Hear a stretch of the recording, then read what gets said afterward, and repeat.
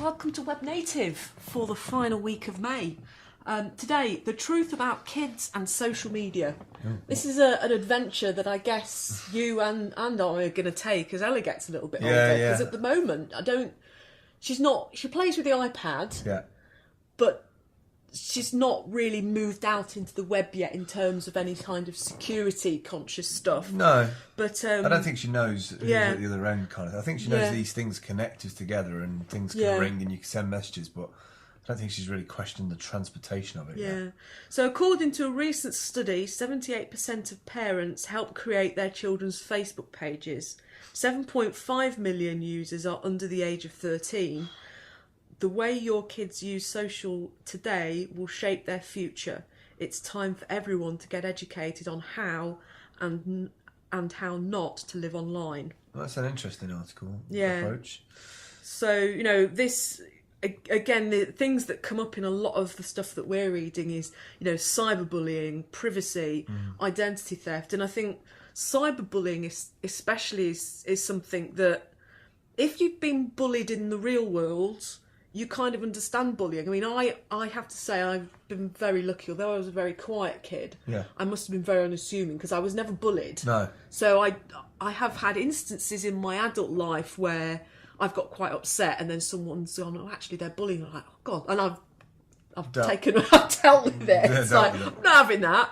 But yeah, the online bullying is something that's very personal to your inner thinking, because when you sat in front of a computer and you're reading text messages or you're reading instant message chats, you are internalising that text in a way that you don't when you go mind and speech. When you go eyes and thoughts, it's kind of inside your head. And when people say horrible things in text messaging, really burns into you. It can be more personal and more upsetting than someone actually saying it to you.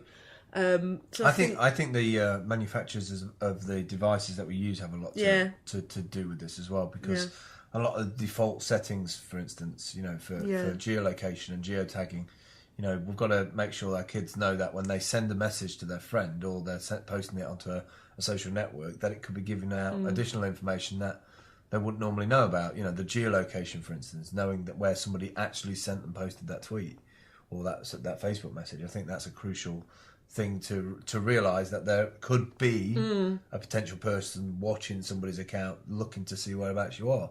So one of the tips that I will throw in today is that if you do start to use geolocation, and I don't think you shouldn't not use it, especially for women and kids under a certain age, to get your digital engagement and digital loyalty online, check in when you leave rather than when you arrive.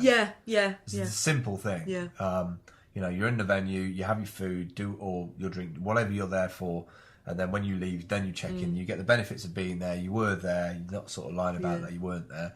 But it just gives that time for somebody to go, oh, you're there, and then to either come down and I think it's discussion wait outside or whatever to have with them as well, with young people, because I say there's a couple of bits in the article. There's one here. Here's a scenario to consider. A few weeks ago, my team and I had 40 third graders come to a digital royalty office. They asked us questions and we asked them questions. Then we asked how many of the third graders were either on Facebook, Instagram or Twitter. So this puts these third graders, this puts them 12 and 13, I think. Right. More than half raised their hands. Facebook has a minimum age restriction of 13.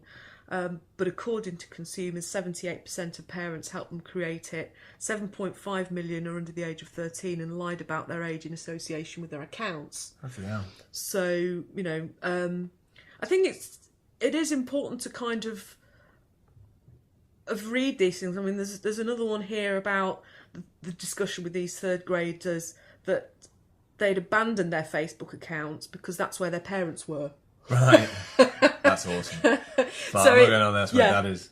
Yeah. It'll embarrass me. Yeah, so... That's awesome. And it's an interesting question, actually, you asked, because, Ella's 6, So, probably another, I'd like to think another 4 or 5 years before I start allowing it to sort of look at these things. But, are you going to have different generations now that had Facebook, and then something happened to Facebook and everybody went elsewhere? Yeah. And like their digital legacy changes because of the influence of the way the networks allowed them to network their lives. I mean, those are interesting questions. I don't think everybody's got the answers for, really. Yeah. That's it for this week for Web Native. We will catch up with you next week. Thanks for watching. Don't forget to subscribe. I'm at Phil Campbell on Twitter. I'm at PCM Creative on Twitter. Goodbye.